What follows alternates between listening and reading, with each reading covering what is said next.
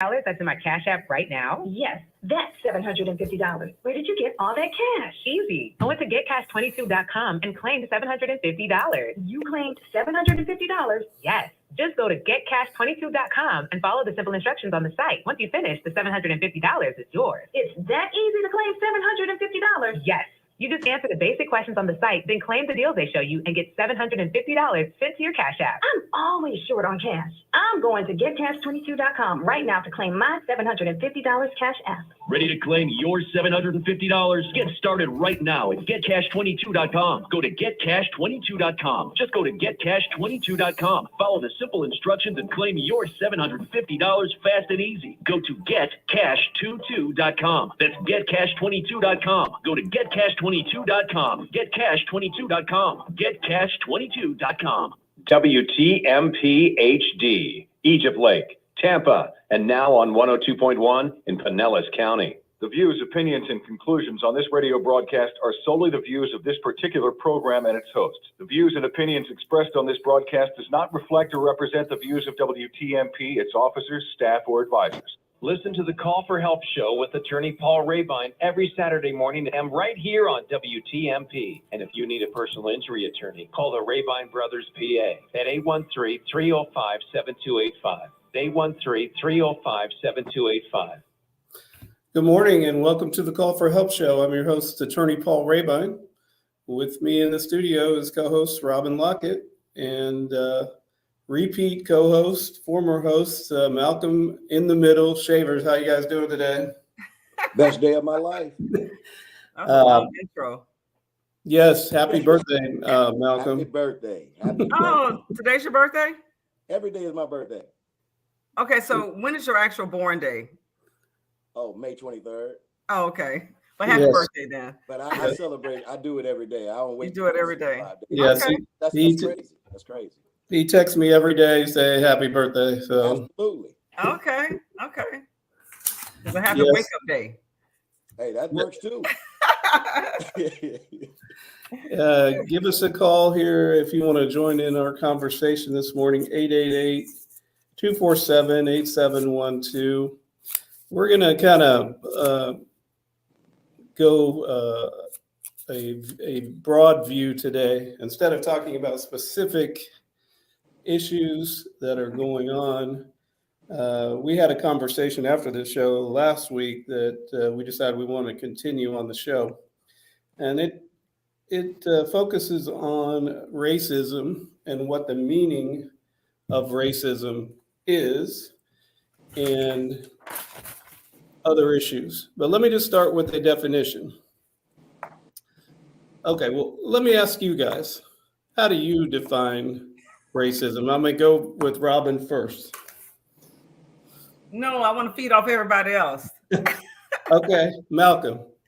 Well, it's kind of hard to explain, Paul, because when you say racism, I look at it as something that we as a human being has been taught.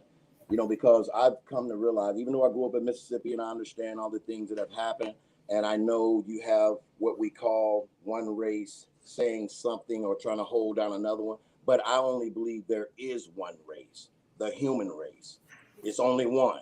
So I think it's just a taught, it's something taught, and it's been used as a weapon to use against someone to try to not, I guess, let them know who they are, that they are something, that they are free, that they are a king, that they are this God within themselves. So for me, it's a little different. I don't see it as just a white guy now who is trying to do something to you, or a Mexican trying to do something to you. So, I mean, because now we hear, like I think I've even heard Robin even say that, blacks can't be racist. And if it's what we say it is, they have to be able to be racist then, because it doesn't make sense.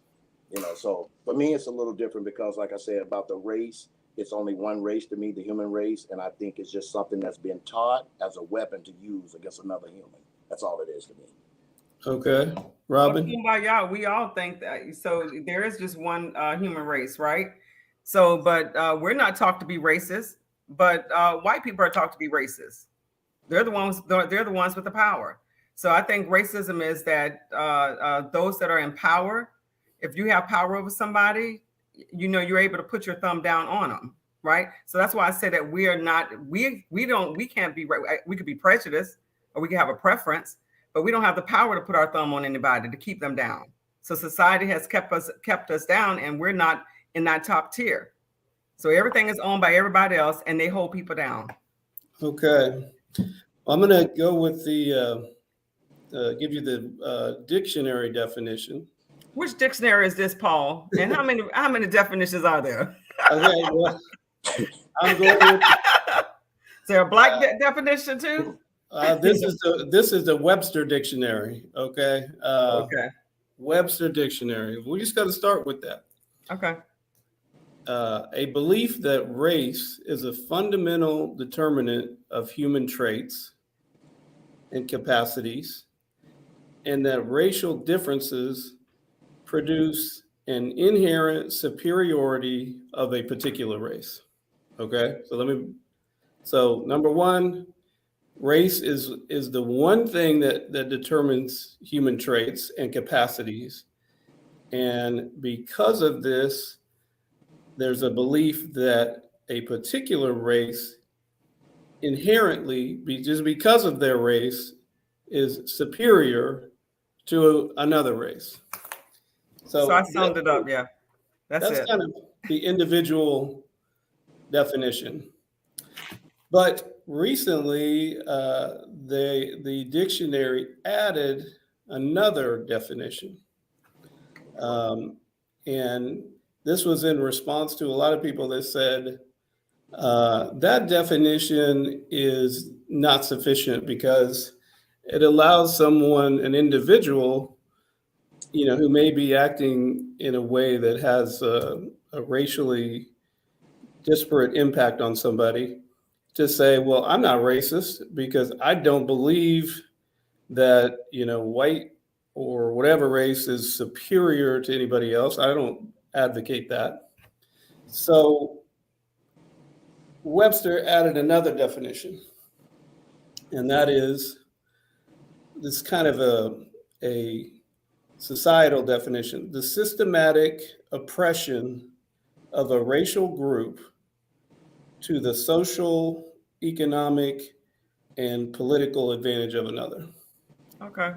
So instead of individual, they add yeah, the system.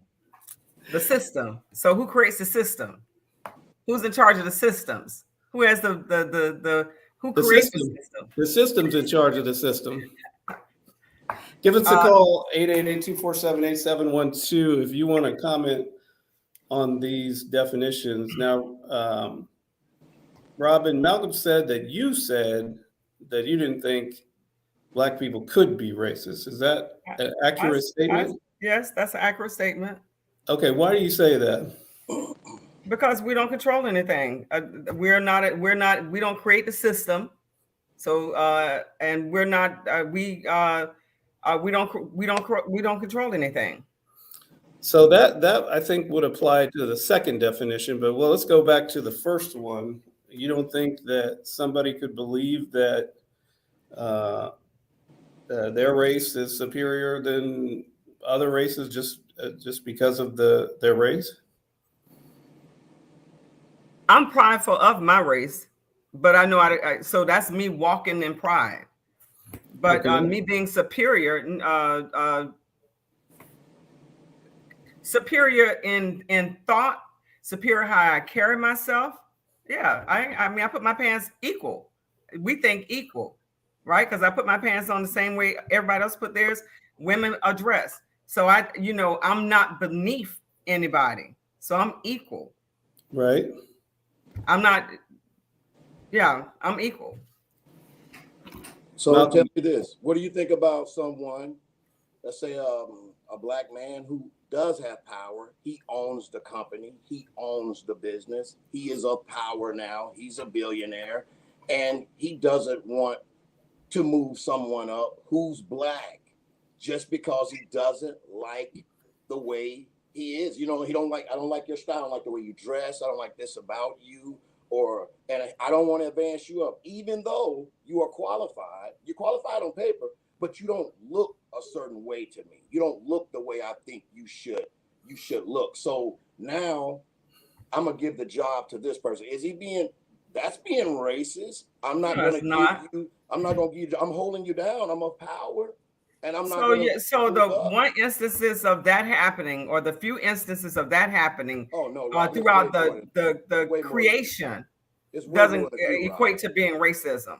Robin, is way more than that. Robin, you act like black people just all running together, gun-ho, and doing everything like crazy together. It's not. Oh, no, that's our problem now. So I don't think that. I'm like that. But I give us the benefit of the doubt. I don't think that.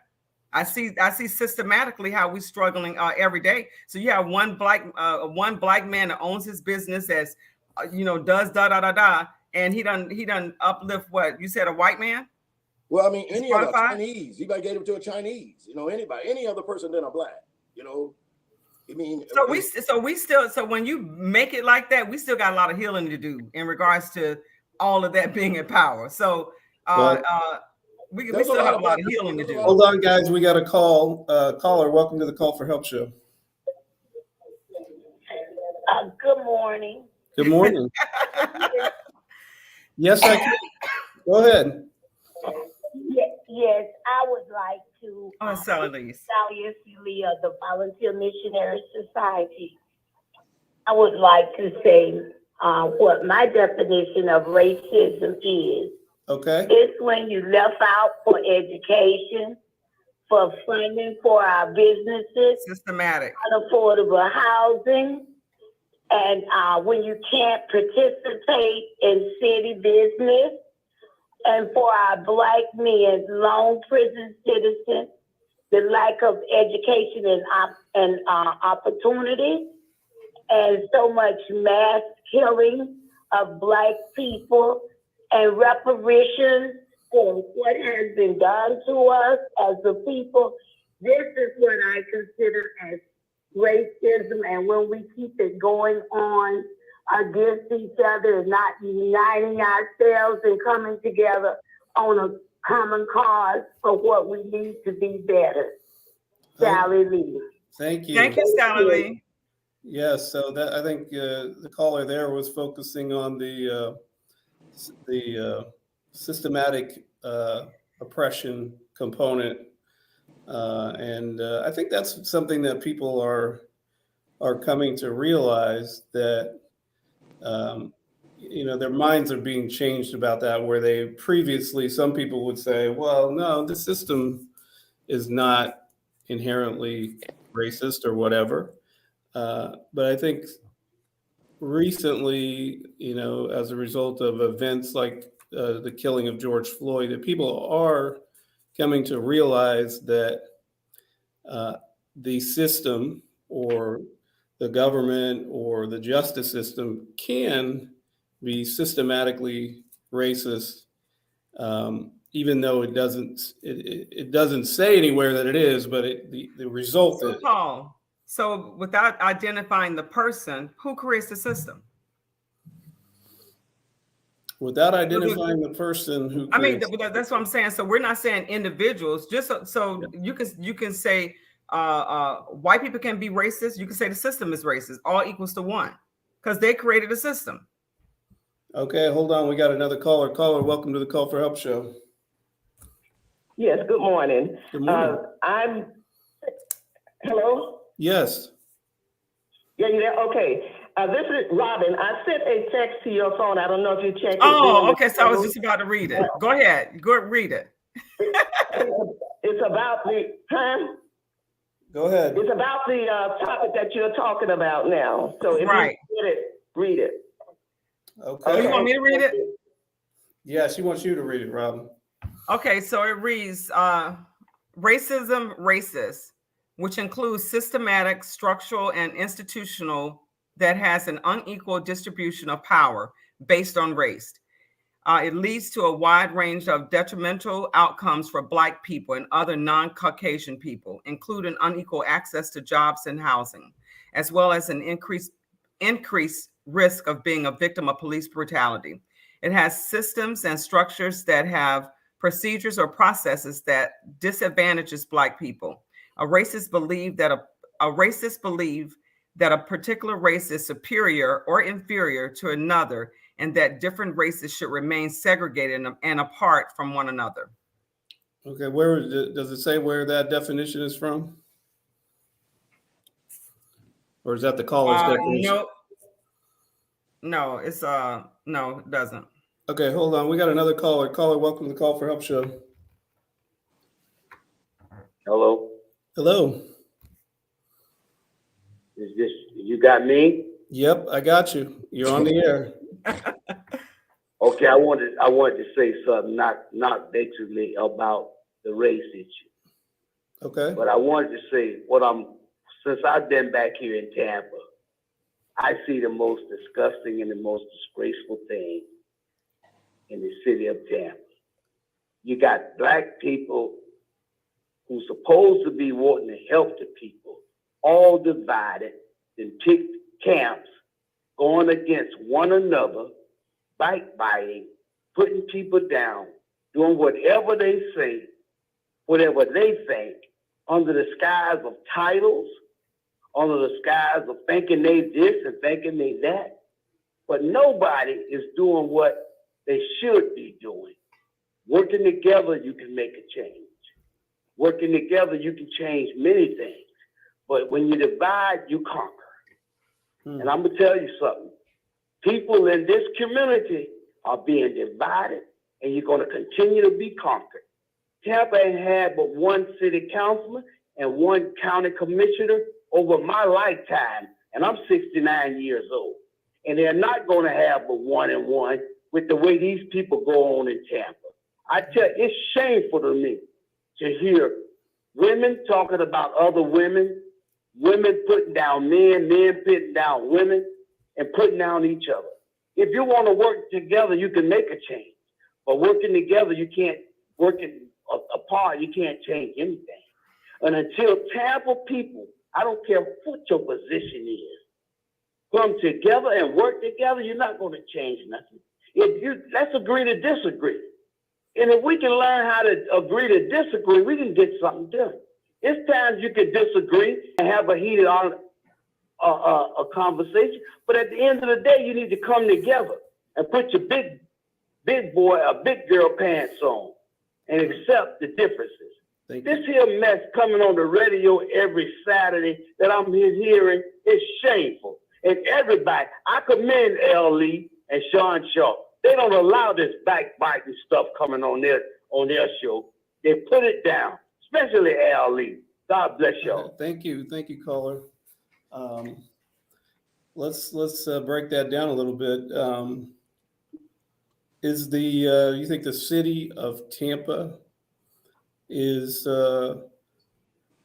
systematically racist or oppressing people of particular races? And you don't have to answer that if you don't want to. Yes. I would say that it certainly at its beginning it clearly was, because there were laws segregating people and that explicitly treat people of different races differently. I guess, there would be some that would argue that it's not currently, but, when I was looking up these definitions, one of the things that they gave as an example of systematic oppression of a race was New York's, stop and frisk policy, where the statistics showed it was being directed primarily at people of African American race. So they said that was an example of a system that was systematically racist. Hold on, I think we have another call. Caller, welcome to Call for Help show. Hey, yes, this is Brother Jarvis. How are you? Hey, good. How are you? I'm doing great. I want to first say I agree totally with Robin and about Black people cannot be racist. They have no power. They don't control no resources. Let's go to the root of where racism come from. See, that's what we got to get to. They stole my people from Africa. I'm talking about Caucasian people. worked us from get right to get night for 438 years without a payday, promised us 40 acres and a mule, and we didn't get the mule nor the 40 acres. When we asked for reparations, they said, well, I wasn't involved in slavery. But white people in a superior position in America now, and it's called white skin privilege because of 430 years of slavery, suffering, and death. Flip the script. If we had stole them from Europe, worked them for 430 years, well, from get right to get night without a payday, hell, we would be in charge. We would be in power. Nobody ain't giving up no power. White people ain't giving up no power in America. They don't want shared prosperity.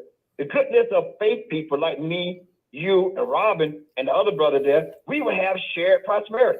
We're not telling them, we know they ain't going to pay us for the 430 years of reparation, but share the prosperity. That's right. Make equal opportunity. Racism, systematic racism, would never leave America because the people in power, particularly white men, is not going to admit that they're racist. You want to make a white man mad? Call him a racist. He'll want to fight you.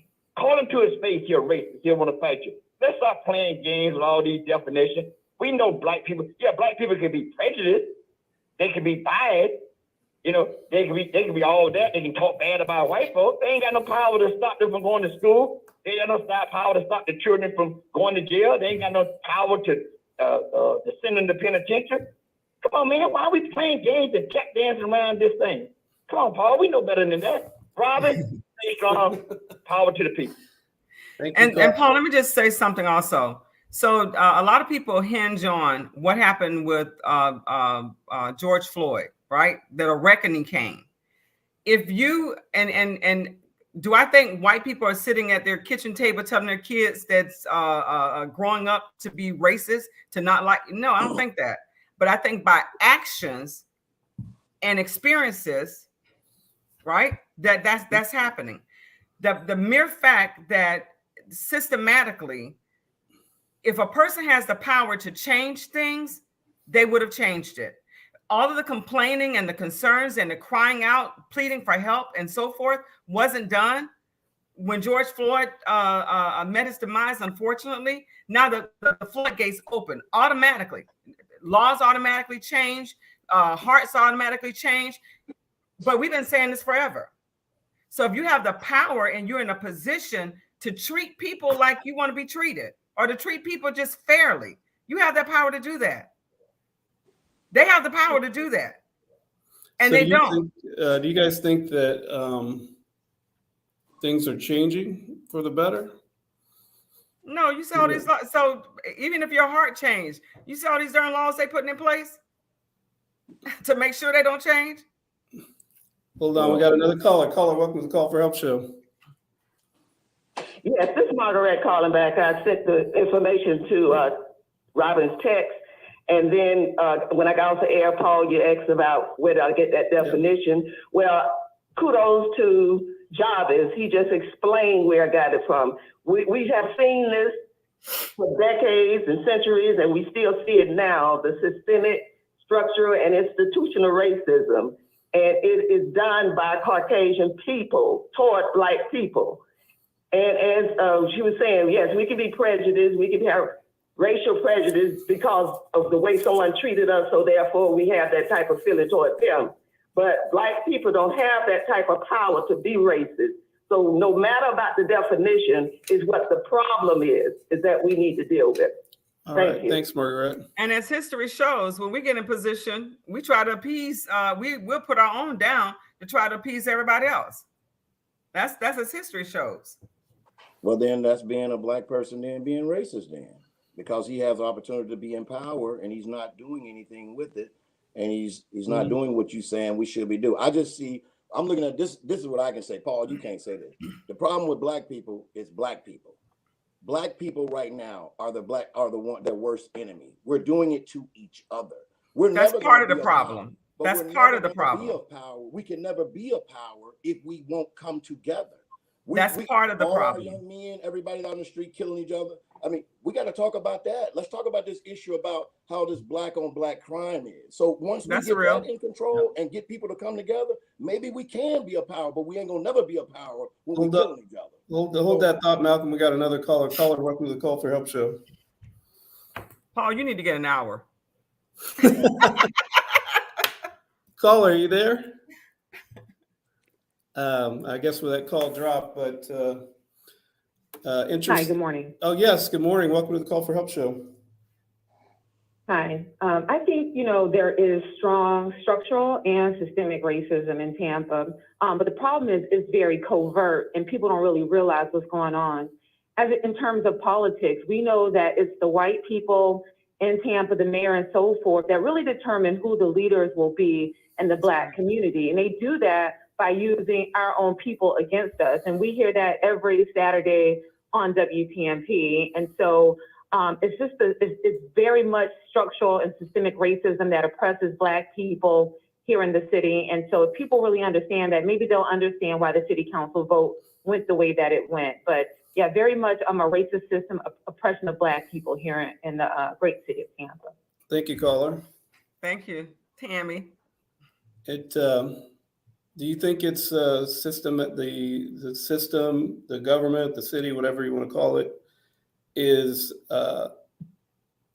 just solely against African Americans, or also equally racist towards other races? I think primarily against African Americans. We're the ones that's losing. Everyone else gets the opportunity. But I think Native Americans would have a pretty good argument that they've also been systematically targeted and destroyed, at least historically. Compensated. Yeah. Oh, do we have a caller? Caller, welcome to the Call for Help show. What, I'm on the air? Yep. Welcome to the Call for Help show. Well, I do think Native Americans getting compensated, but I just want to say, as far as racism, you could just tell how the media coverage locally. We had Hillsborough County fights breaking out at Leonard High School and all these other high schools last year. It made the news. You get a young African man get jumped and beat by 3 students at Jesuit High School. I've been watching the news for 3 days in a row. I haven't seen anything about it. So the coverage, it starts with the media coverage locally, and I just hope they shine a light on that and just see what really happened. Thank you. Thank you, caller. That caller makes a good point about media coverage. The narrative is already created. When it's a Black person, they go back to your mama's history, your history. They identify you and everything. When it's somebody else, you don't even get a picture. You wonder. Okay, we got another caller. Caller, welcome to the Call for Help show. Caller, are you there? I guess that caller dropped. But I agree with I was thinking about this young lady that went missing and then was found in the woods in Pasco County. Oh yeah. It has been in the news. I mean, we've heard about it. But would it have been more in the news and more a sense of urgency to find the person that did it if it was a young white mother? And I would say it would be, just based on coverage of other cases. So that's an improvement, because the young woman that died maybe a year ago, the white girl that died, and she was posted all over everywhere, and then it was an outpour like, hey, all these missing people, and you're posting this one person. But I guess it's improved, because I saw a lot with that young lady that just recently passed, unfortunately. Yep. But not front page. Front page. No. Welcome. Final thoughts before we leave. We got 30 seconds. We should have a continuation of this, because this is a hot topic. Absolutely. So next Saturday, let's continue.